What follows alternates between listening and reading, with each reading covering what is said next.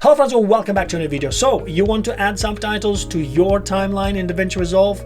It's never been easier. It's absolutely incredible with the new release of DaVinci Resolve 20.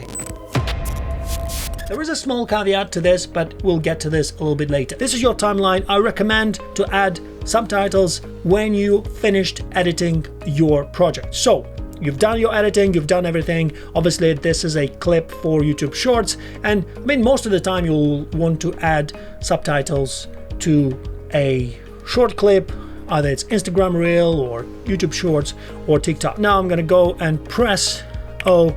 So this is my timeline. I want subtitles from here till here. All right, perfect. So what I'm gonna do next, I'm gonna go to Timeline.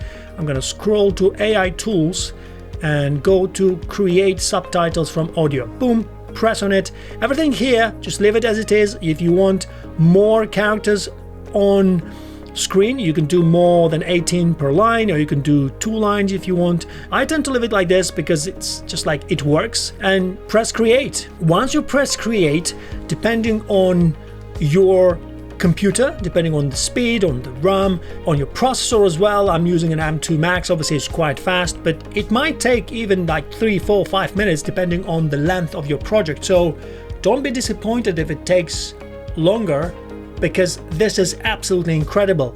And it's done. The subtitles are done.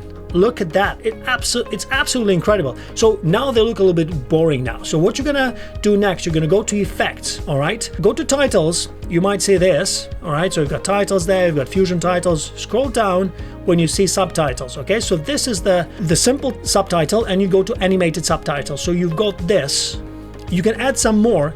You wanna buy some more, or someone, a friend of yours will send you some. So you have animated subtitles here. So I prefer this one. So you get this one, you drag it down on your track over here, and this will affect the whole track of the subtitles. And look now, obviously they're quite small now. So what you can do next, you go and click on your track over here, right? Nice. And then when you click here, you will see your caption, and you'll see your track here on the right. Go and change. So everything you're going to do here, it will affect every single caption on the timeline. Okay, so they will affect all of them, so the whole track. So go here and just make them a little bit bigger, right? So you go and drag this to the right. They'll go a little bit bigger, just like that, just like that. And then go obviously and scroll through your timeline and see how everything looks. It looks pretty good. I think it looks pretty good to me. Yeah.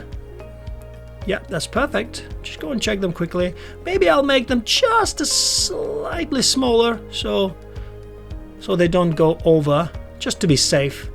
All right, that's pretty good. And then if you want to go and change this color, you can go here, change the color. I'm happy with red, but you can go and change whatever color you want. Like if you have a branding or for blue, yellow, green, whatever.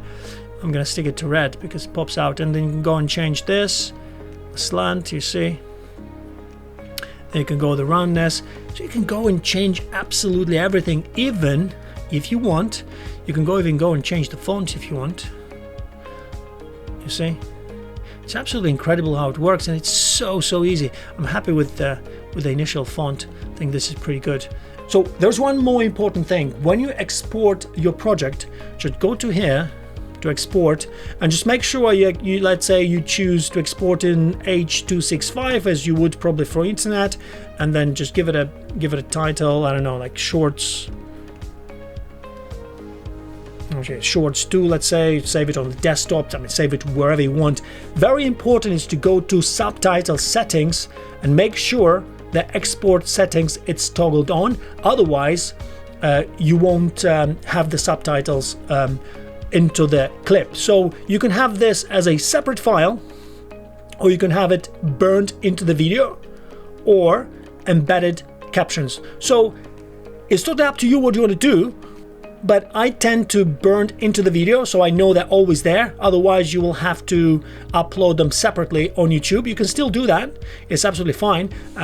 But like, you can do either way. It's totally up to you. But burn to the video is my option for now. Go to Edit Render Queue, render one, and that's all. It's done. So let's talk about the caveat. So the caveat to this is obviously studio version.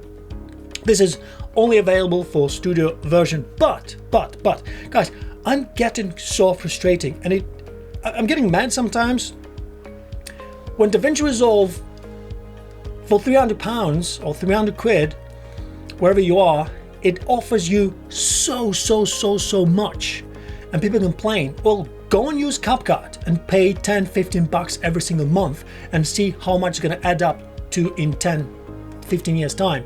And DaVinci Resolve, 300 bucks forever. And I mean, the software is absolutely incredible. So I get mad and angry when people put in the comments, oh yeah, but this is for studio version. Yeah, do you want to do it manually? Go and spend 1 week and do this manually. I don't have time. And 15 seconds, it's done.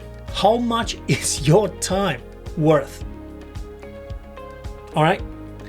And on this positive note, thank you so much for watching. I hope you enjoyed this video. I hope you found some value out of it. And if you did, please give it a thumbs up. Consider subscribing. And Nick on Carman is back.